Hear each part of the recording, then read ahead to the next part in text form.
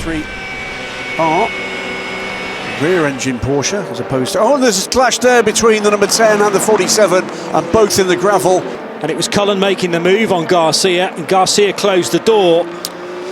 That's tricky to read precisely. I kind of need another angle of it, but Garcia, I don't think, was aware that Cullen was... Keller's quite right about Riquelme. Not even in the Le Mans series did we see him previous to 2012. A regular in the Le Mans Cup more recently. Duquesne up against the 27. Nielsen Racing for Nico Pino. That's all getting a bit... That was, I'm afraid, that was self-inflicted. It was Jean-Baptiste Simonauer trying to get stuck into the 27 car of Nico Pino. Pino would not have known that Simonauer was there, and it's a car off in the gravel. Now this might force the hand of Eduardo Freitas and the rest of his team. That's Nelson Piquet Jr. It's the first corner, so was this a result of contact coming out of the right-hander? It was contact with the DKR car. DKR P2 car, that looked like. Back. He's dropped back a little, I think, in traffic. Oh wow, all four off there for the Iron Lynx car from Team Farage, and trouble for the Formula Racing car. Number 50 car is off and in the gravel. That was from 5th in LMGT3 for Johnny Lawson. Now that's quite a way in, and that is going to require an intervention again. What's happened here?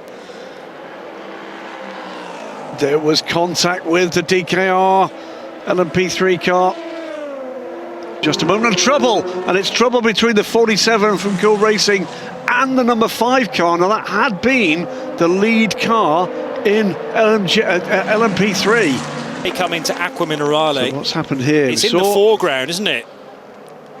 So 47 already rotating. The 5's gone off to stage left. I don't think the 5 was off. Yes, it was. He was. 1 seconds to the good. Oh. The 37 off again, and it's the 4 DKR car as well. So the 37 that had already spun when it was in the hands of Lorenzo Fuchs.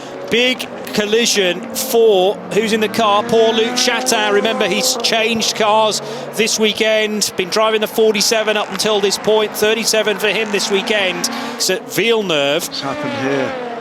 And it happened way before that, but off goes Paul-Luc Chatin into tyres, thankfully, rather than colliding with bare metal and Armco barrier from you. But trouble. Now this could be an issue for the 77, the pole-sitting car. Bent Viscal, the Dutchman, has gone off a long way at Tozer corner, and the car is absolutely covered in gravel dust. Now, was he helped there? Oh, and he was almost hip-checked out of it by the Duquesne car. That was in his own battle, didn't look in the mirrors there, I'm afraid, and the Duquesne car is off as well. So 30 Duquesne, Jean-Baptiste Simonauer, first of all, moving across the road because he wanted to perform an overtake into Tozer as well. Full course yellow is coming, and it's coming in about 25 seconds. In car number 3. Trouble, and that's the JMW car, I think. That's John Hartjohn's car. That car, I think, is put into the wall. Is that the exit of Pouon?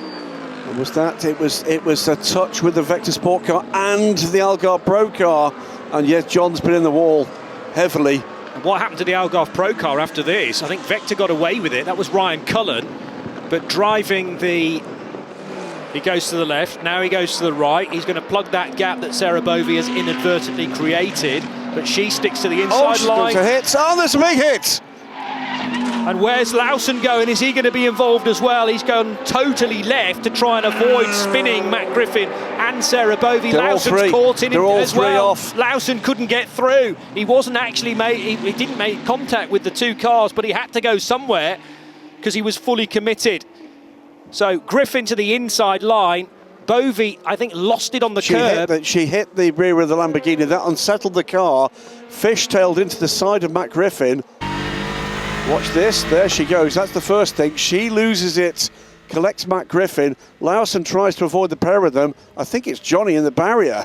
Then we had the issue for Philippe Bougran. And this is what happened to Sarah Bovey. Oh dear me. She's out now. She's out of the race now. That's totally broken the steering. And Hiroshi Hamaguchi's probably out as well. He was in trouble. We have yellows from T1 all the way up to the top.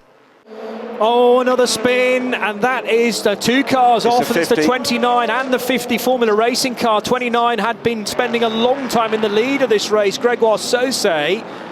But I wondered whether, as the camera panned over there, we might have missed this incident. No, but we've got that as well.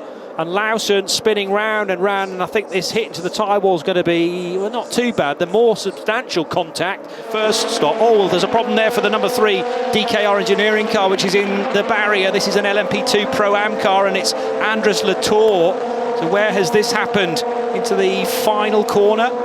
Yes, that's where the yellow flags are, the approach to Bucine corner, and barely got anywhere around that left-hander before skating off through the gravel, and quite a heavy hit under those tyres. His racing career with 4th place in his 4th Le Mans starts with the... Oh, and that was a touch, and around goes the Duquesne car, but that was a massive save.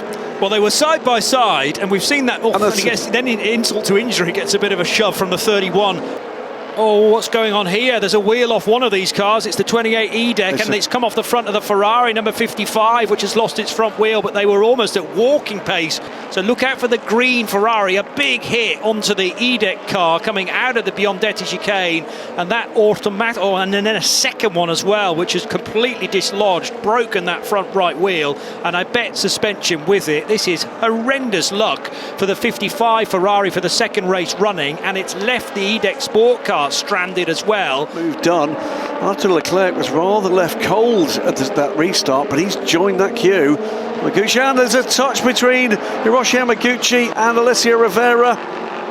So the Vector Sport car got around the outside, however, Rivera did not. He thought there was the space, but the LMGT3 car was wanting to find that outside bit in the Arrabbiatas. And yeah, that's all it takes, just the merest of contact, because the LMP2s are on the absolute limit there. Has he discovered something? Oh, there's a big one. There's a huge crash, I'm afraid, to the back of Claudia Schiavone's car, and that was Rahel Frey who tagged the back of the 60 machine as they were going down the long straight. And amazingly, everybody else got through the carnage, but that's a huge hit for Claudia Schiavone, who got tagged to the rear, and it's another safety car, I'm afraid.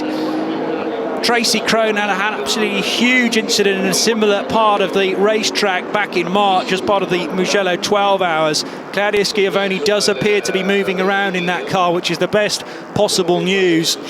And as Rahel Frey moved to the left to try and take the overtake, did she misjudge how close she was? Look at how the other GT cars managed to thread their way through the aeroplane crash in front of them. It was a phenomenal avoidance. I think he may have lifted. Did fire the engine into life. It's got its hands full with cars not on the same lap. That's it's now ahead of the 35. Oh, big off though for that's a P3 17. Car, isn't it? It's a 17. As we watch for that one. Cedric Ultramar is off in that slither of a gravel trap. And that's the Hiroshi Yamaguchi Lamborghini off the road. Nick Nielsen in Imola with the Ferrari Finale Mondiale, displaying the race winning. And there was a second incident involving the 59 going round as well. Derek De Boer, I think, has got that car back on the island, and 3 cars off the road. That was at Portimão. One of them was at 4 cars, so J&W Motorsport, but most crucially, that's Nico Pino in the 28 car, and Mike Wainwright. Yes. So Mike Wainwright's 86 Ferrari has clashed with the 28, the former race leader, and Pino descending down the charts. You can see again this incident. It was up the inside of the Aston Martin for Ollie Jarvis.